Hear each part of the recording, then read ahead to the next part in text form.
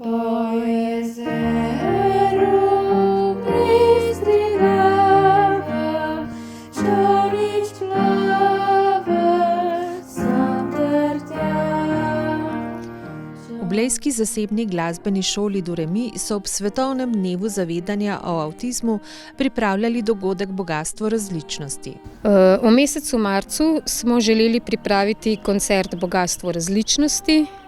Naša ideja je bila, da na tem koncertu predstavimo glasbeno življenje na inkluzivni glasbeni šoli Do Re Mi. Pripravljali smo različne glasbene točke, tako v komornih zasedbah, kot tudi pri pevskih zborih. Skratka, otroci so pripravljali kar zanimiv program. Zdaj pa seveda zgodba drugačna.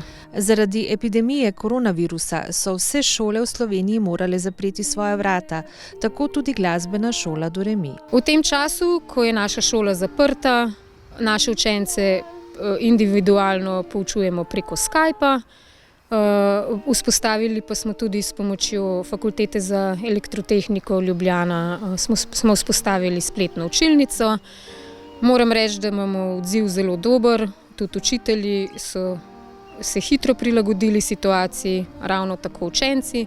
Sama pa menim, da v taki situaciji, kot smo sedaj, zelo pride do izraza odnos, ki ga imamo na splošno učitelji z učenci, starši.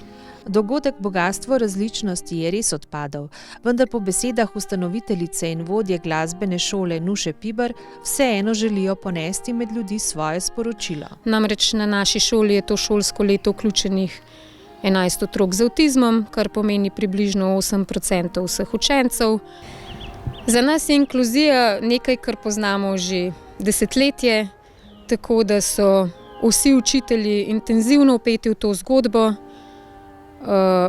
Imamo kar nekaj inkluzivnih oddelkov in moram reči, da se mi zdi naša šola iz tega razloga samo bolj zanimiva in bogatejša, ker če zagovarjamo to, da je raznolikost v naravi zaželjena in jo dobro sprejemamo, naj bo tako tudi med ljudmi, in menim, da imamo učitelji pri tem še najbolj pomembno vlogo, saj lahko otroku, ki se je rodil z drugačnim odnosom do sveta, pomagamo, da mu je v tem svetu lažje in lepše.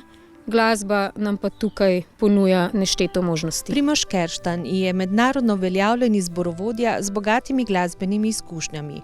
V glasbeni šoli Do Re Mi poučuje tudi učence z avtizmom. Moram reči, da je ta izkušnja za mene kot učitelja, kot zborovodjo, kot glasbenika na splošno zelo pozitivna, zelo fajn je z njimi delati, in predvsem je pa treba povedati, da med njimi in med normalnimi ali atipičnimi otroci ne delam prav nobenih razlik. Enako hočem biti zahteven do njih, in oni, če dobijo jasna navodila, če točno vejo, kaj želim od njih, se zelo dobro odzivajo. Za vsakega pa seveda moraš pogruntati svoj sistem, kako priti do njega, kako jim približati in vsakemu v bistvu postaviti svoje meje. Vsak je drugačen, tako kot smo mi vsak drugačni. Tudi oni niso, ampak mogoče malo na poseben način, in če prideš do njih, ti zelo veliko tudi nazaj vračajo. Pred 4 leti so 4 učenci, ki so si nadeli ime Čudoviti pod vodstvom Primoža Kerštanja, pripravili predstavo Fantomi iz opere v klavirski izvedbi. Našega sogovornika smo povprašali, kako zahteven je bil ta projekt. V bistvu smo začeli, če se spomnim nazaj, smo začeli že pred počitnicami poletnimi, so jim jaz razdelil gradivo, še sam nisem vedel, kako se bo to obneslo. Se pravi, vsak je dobil 4 do 5 skladb za naučiti čez poletje. Vseh skupaj jih je bilo, mislim, da 10, nekaj takega, vse skladbe, ki so bile v predstavi uporabljene. In oni so se čez poletje pripravili. Dal sem jim zraven tudi CD, posnetek, in oni so prišli jesen v bistvu že delno pripravljeni na to. Potem so bile pa seveda skupne vaje. Najprej sem z vsakim posebej seveda vadil in pripravljal, in vsem sem dal ista navodila, vsem zelo jasna navodila, kaj želim, kaj hočem. In moram reči, da so se odzvali neverjetno. Jaz sem bil presenečen, da smo naredili v bistvu potem naslednjo pomlad, februarja je bila pa premiera, in do takrat smo naredili res veliko delo in eno uro igrati stvari na pamet, oziroma slediti predstavi, ne samo igranje, tudi slediti predstavi, slediti igralcu, slediti tekstu. Jaz mislim, da je to za Logajce vsakogar, še posebej pa za njih. Med njegovimi učenci je tudi Nal Frankovič, s katerimi imata poseben odnos. Zanimalo nas je, kaj je Nal prinesel v učiteljevo življenje in kakšna izkušnja je bila to zanj. Predvsem so mi z Nalom zelo dobro prijatelja.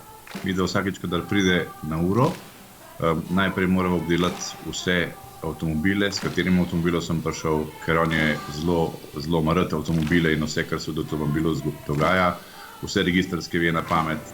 In ko vse to obdelava, vsako uro isto, zelo podobno, lahko začneva delati. In ko on dobi vse te informacije, s katerim avtomobilom, vse to se on zelo lahko vklopi in potem delava brez prestanka do konca ure. Sploh ni nobenega problema. Doktorica psihologije in predavateljica na Akademiji za glasbo Katarina Habe zelo dobro pozna glasbeno šolo Do Re Mi. S svojimi študenti je namreč spremljala delo v šoli v okviru projekta Študentski inovativni projekti za družbeno korist ali krajše ŠIPK. Povprašali smo jo o inkluziji, ki jo uresničujejo v glasbeni šoli Do Re Mi. Ja, moram povedati, da je v bistvu glasbena šola Do Re Mi edina prava inkluzivna glasbena šola v Sloveniji. Zato, ker jaz rada poudarim, da inkluzija ni to, da mi nekoga vključimo v neko okolje, ampak da se to okolje tudi uči od vsakega, ki vstopa v glasbeno šolo. Tako da najlepše v glasbeni šoli Do Re Mi je to, da so vsi otroci enaki. Tukaj ni razlik v tem, ali imaš ti kakšno motnjo ali nimaš motnje.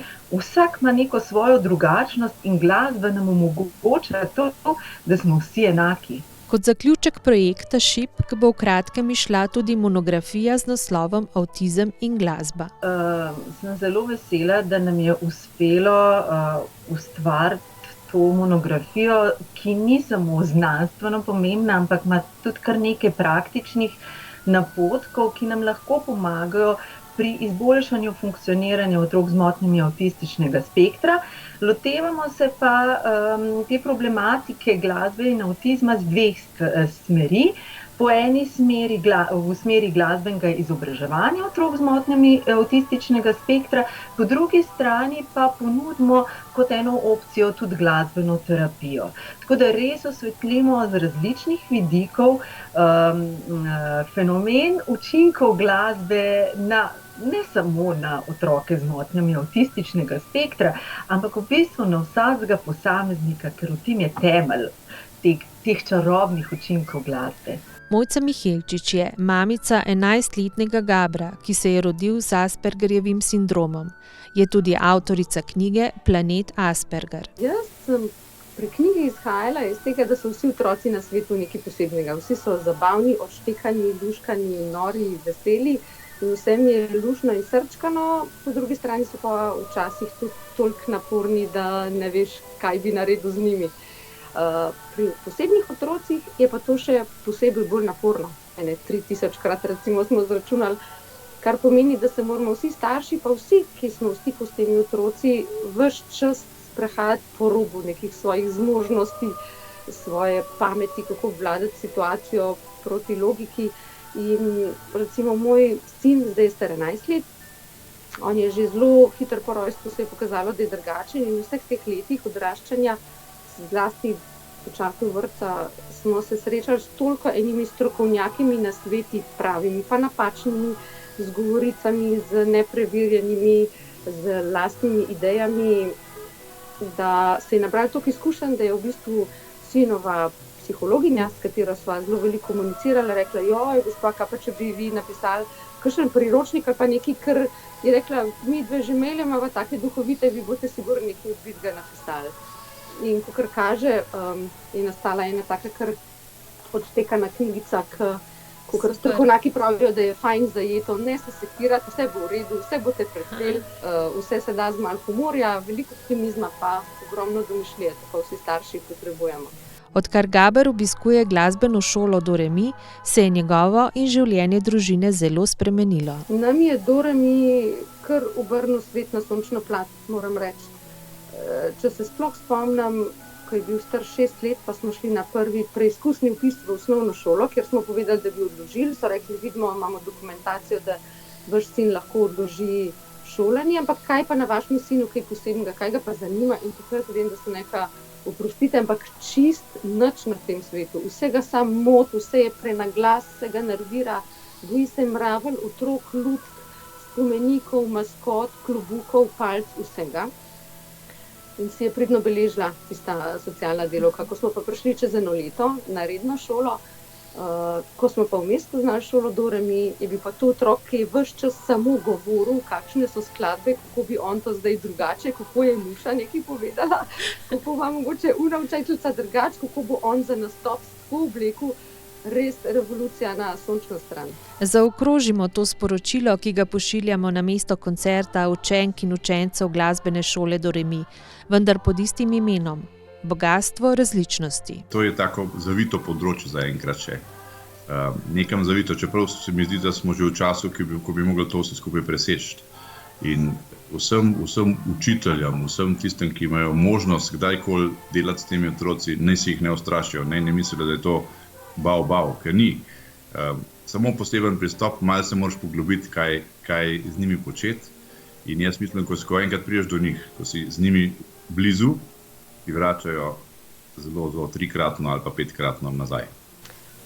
Staršem mogoče ne se sekirati, a ne tako, kot vsem staršem, vse je neka faza. Ko boste to fazo prebrali, bo naslednja prišla. Veliko humorja, veliko potrpežljivosti in domišljije. To velja za starše, kot zdaj recimo, ko jih srečujem na cesti, pa gledajo, zakaj moj otrok brca v tla, pa zakaj beži stran, pa se skriva. Pa tulna ljudi, niso vsi otroci nevzgojeni, a ne? Zgledajo tako, ampak v resnici imajo 1000 stisk not, ki imajo bitko v glavi in ne veš, zakaj tuli. Z malo več razumevanja gledati drug na drugega, kar pa velja tudi za odrasle, v tem zdaj času pa sploh. Morda bi se jaz od teh otrok, od teh posameznikov, kar se glasbe tiče, učila tega, kako je zvok neko lepo sredstvo povezovanja samim sabo in tudi z drugimi ljudmi. Ti otroci, ko pridejo na oder, res z glasbo zaživijo in se povežejo s sabo in se povežejo s publiko. Tako da meni je tako lepo gledati, kako glasba preko njih zaživi. In naj še eno svojo najlepšo izkušnjo nastopanja povem, ko je prišel Derek Paravičini, pianist, ki je slep in z motnjami avtističnega spektra, pred leti v Slovenijo, sem jaz z njim nastopala in to je bilo res tisto pravo nastopanje in pravo deljenje glasbe. Tako da meni ena najlepših izkušenj nastopanja. In tudi moji študenti, ki so bili v projektu in so sodelovali z otroki z motnjami avtističnega spektra in z njimi nastopali, poročajo o tem, kako je samo bistvo glasbe pri tem nastopanju še bolj postavljeno v ospredje. Tako da dajmo se učiti od njih. To je darilo, ki ga moramo mi ostali sprejeti kot neko dragocenost.